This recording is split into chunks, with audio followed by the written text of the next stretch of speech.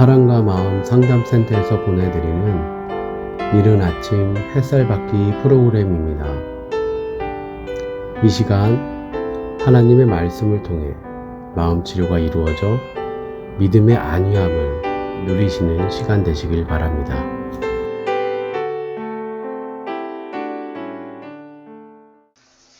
이른 아침 햇살 받기 시간입니다.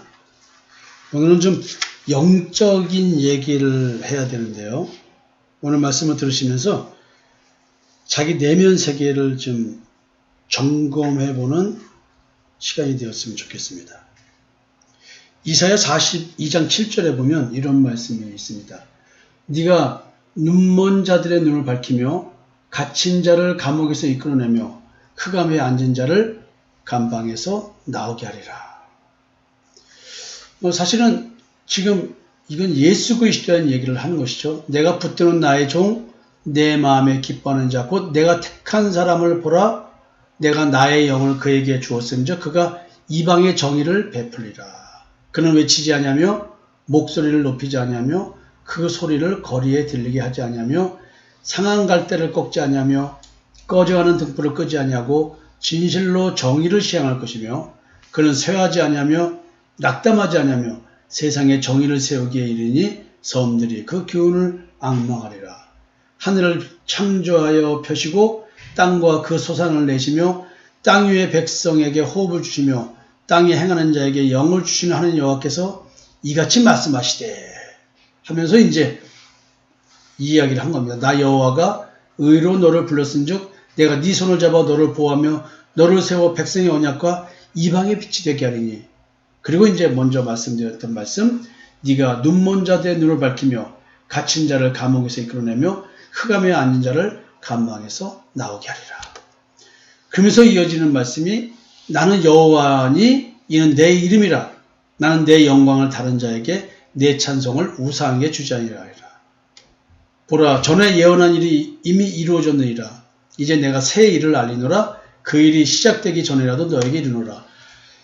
지금 이게 예수 그리스도의 정육신 사건과 십자가의 대속의 은총, 그래서 구원과 부활의 소망을 갖고 이 땅의 삶을 살게 해주신 것에 대한 내용을 이렇게 얘기해주고 있습니다.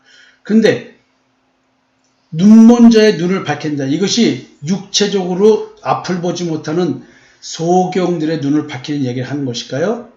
갇힌 자를 감옥에서 이끌어낸다는 말은 죄에 져서 감옥에 갇힌 자를 풀어준다는 뜻일까요?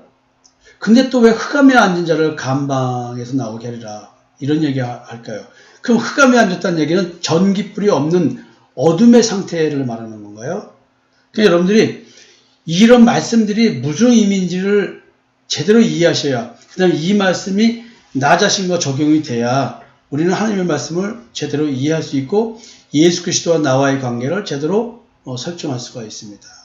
그러면서 이제 사실은 우상과 연관된 이 얘기를 하니까 우상들이 눈먼 자의 눈을 밝히는 그 눈을 밝힌 것이 무엇인지 뭔가 하나님이 원하신 것과 분명히 다를 것이고요.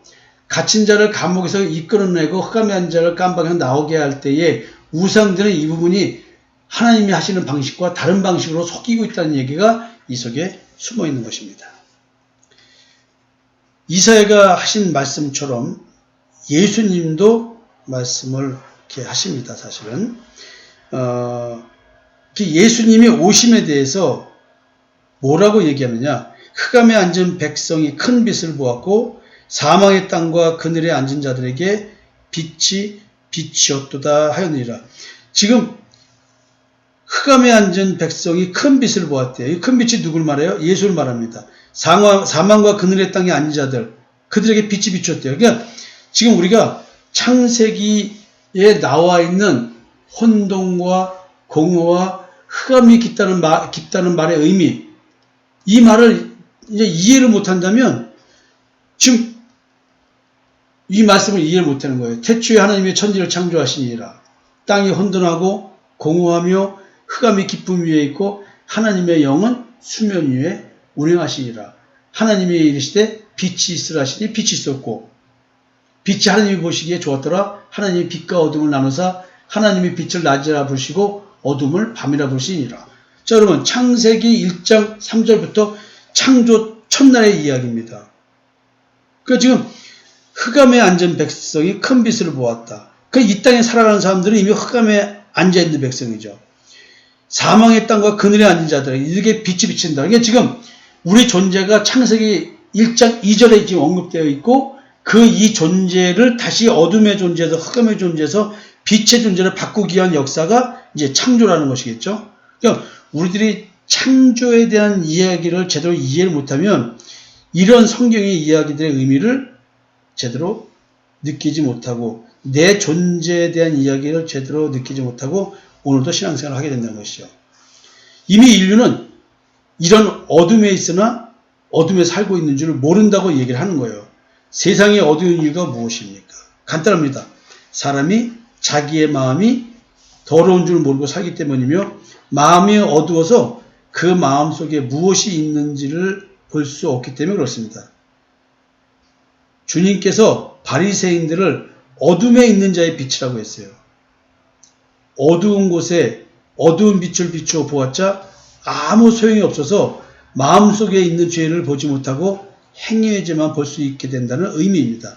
그러니까 선악을 알게 하는 남의 열매를 먹은 존재들이 살아가는 세상이 흑암이고 사망의 땅이고 그늘에 앉아 있는 것이 되는 거예요. 그러니까 우리가 선악을 알게 한 남의 열매를 먹자마자 눈이 밝아졌다고 했잖아요. 그래서 자기의 벌거벗은 것을 알고 자기 몸을 나무잎으로 가립니다. 그러니까 내가 벌거벗은 존재로 있어야 되는데 나를 가리기 시작한 것. 이게 행위의 죄를 보는 행위의 눈이 밝아진 걸 말하는 겁니다. 이게 사실은 흑암의 세계라는 것이죠. 그러니까 요 지금 말씀드린 이거를 이해하지 못하면 빛비춤이라는 말의 실체를 깨달을 수가 없는 거예요. 따라서 마음속의 죄를 보지 못하는 자는 행위의 죄를 짓지 않으려고 엄청난 노력을 하게 됩니다. 주님은 이런 상태를 이렇게 표현하십니다. 눈이 나쁘면 온몸이 어두울 것이니 그러므로 네게 있는 빛이 어두우면 그 어둠이 얼마나 하겠느냐. 그러므로 네 속에 있는 빛이 어둡지 아니한가 보라. 그러니까 내 마음에 진짜 빛이 있다고 한다면 내 마음속이 밝게 보이겠죠. 그러니까 내 마음속에 빛이 있다고 생각하는데 그 빛은 어두움의 빛이기 때문에 실질적인 자기 마음을 보지 못한다는 것이죠. 마음이 어두운 사람들이 모여서 사는 곳이 어두운 세상입니다. 세상은 주님이 못 박혀 돌아가신 곳이며 이 세상이 곧 영적으로는 소돔과 고모라여 이스라엘 백성들을 노예로 종삼아 착취와 압제를 가했던 애굽이었습니다. 그러니까 지금 이사야 42장 7절에서 제가 말씀드렸죠. 도대체 감옥에 갇힌 자들이 누구고 감방에 갇힌 자들이 누구냐는 것이죠. 이걸 지금 흑암에 앉은 자라고 말을 합니다. 그리고 이런 우리의 영적 상태를 모르는 자를 눈먼 자라고 얘기를 하고 있습니다. 저희 시체가 큰 성길에 있으니 그 성은 영적으로 하면 소돔이라고도 하고 애굽이라고도 하니 곧 저희 주께서 십자가에 못 박힌 것입니다. 그러니까 소돔과 고모라라는 이것은 그렇게 타락한 도시라고 하는 이 말의 의미는 소돔과 고모라는 십자가에 주님이 못 박혀 죽인 곳이에요. 그러니까 예수님이 십자가에 돌아가신 것이 골고다 언덕으로 올라가서 거기서 이렇게 못 박혀 죽으셨다 하시자도 영적으로는 소돔과 고모라는 거예요. 그러니까 소돔과 고모라의 의미가 지금 뭐예요? 흑암에 앉은 백성이라고 했으니까 소돔과 고모라가 흑암을 말하고 사망의 땅을 말하고 그늘에 앉은 자라고 했으니까 그늘인 거예요. 그러니까 어두운 거겠죠. 이게 바로 뭐냐면 선악을 알게 하는 나무의 열매를 먹은 자들이 사는 동네를 말하는 거예요. 이해가 되실지 모르겠습니다. 선악과를 먹은 자들의 동네. 그래서 여러분 소돔과 고모라에서 동성애 얘기 나올 때 그게 진짜로 육체의 동성애를 의미하는 것이 아니라 인간 세계에서 있는 그런 남자들의 동성애가 뭘로 표현되는 거냐면 율법적 신앙으로 표현되고, 그만큼 너희 세계에서 그렇게 남자끼리 이렇게 부끄러운 짓을 하는 것을 수치스럽게 여기고 역겹게 여기고 뭐 혐오스럽게 있고 이런 니들이 세계에 이런 게 있잖아. 그러나 실제로 그런 것은 그것과 같이 볼 수 있는 것들이 하나님의 입장에서는 무엇이냐? 율법적 신앙생활. 그걸 얘기하고 있는 거예요. 그래서 우리가 이제 성경에서 보면은 곳곳에서 하나님의 사람들이 그 말을 하는데 온 남녀노소 불구하고 남자들이 모여서 다 그 내보내라 나그네를 우리가 그 사람하고 상관하겠다, 즉 섹스를 하겠다. 사실 이렇게 동성애를 말하는 것이 아니라 율법주의자들이 온 동네가 율법주의자들로 살아가는데 그 누가 왔는데 믿음의 사람이 왔는데 예수 그리스도의 십자가의 대속의 은총을 믿는 자가 있는데 그 말씀 전하지 말고 너희들은 이 신앙을 해. 지금 이걸 강요하는 걸 말하는 거예요. 참 어려운 얘기죠. 이 세상은 하나님의 권세 아래 있는 것이 아니라 사단의 권세 아래 있는 세상입니다. 요한은 이를 온 세상은 악한 자 안에 처한 것이라고 표현하고 있습니다. 또 아는 것은 우리는 하나님께 속하고 온 세상은 악한 자 안에 처한 것입니다. 그러니까 나의 영적 소속이 어디 있냐는 거예요. 이 영적 소속의 결정, 뭘로 하는 것일까요? 내가 알아 이거를. 내 영적 소속이 어딘지. 근데 하나님의 백성은 알고 사실은 가짜 하나님의 백성은 몰라요. 악한 자 안에 처했다는 자체를 모르는 거예요. 악한 자가 다스리는 세상에도 그 세상에는 신이 있습니다. 즉 여호와 하나님이 아닌 다른 신이 있으며 그 세상에 임금도 있습니다.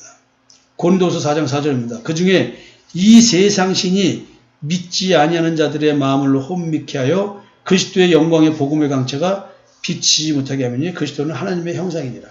그냥 우리 마음에 빛이 비춰진다는 얘기는 내 마음에 복음을 깨닫게 해주는 역사고 내 마음에 그리스도의 형상이 이루어져 가는 것을 말합니다. 그러니까 진짜 우리가 그 예수 믿는 믿음의 실체는 나라고 하는 한 사람의 개인에게 이런 역사가 일어나는 것입니다. 세상 임금도 있고 세상 신도 있는 이런 세상에 역사하는 세상의 신과 임금, 눈에 보이지 않는 존재입니다. 눈에 보이지 않는 영적인 존재인 것입니다. 여러분, 눈에 보이지 않는 존재를 어떻게 할까요? 어떻게 우리가 참 하나님과 분별하여 섬길 수 있을까요? 근데 그럴 수 있길래 성경은 이런 얘기를 하는 거 아닐까요? 오늘 여러분들 영적으로 굉장히 중요한 얘기들을 많이 했습니다. 영적으로는 소돔과 고모라라는 땅에 예수님이 돌아가셨다. 결국 소돔과 고모라는 흑암의 세계였으며 사망의 땅이었으며 그늘진 곳이었습니다. 이게 바로 선악을 알게 한 나무 열매를 먹은 신앙, 그 신앙을 말하는 것 다시 한번 기억해 보셨으면 좋겠습니다. 내일 또 이어서 말씀을 드리겠습니다. 감사합니다.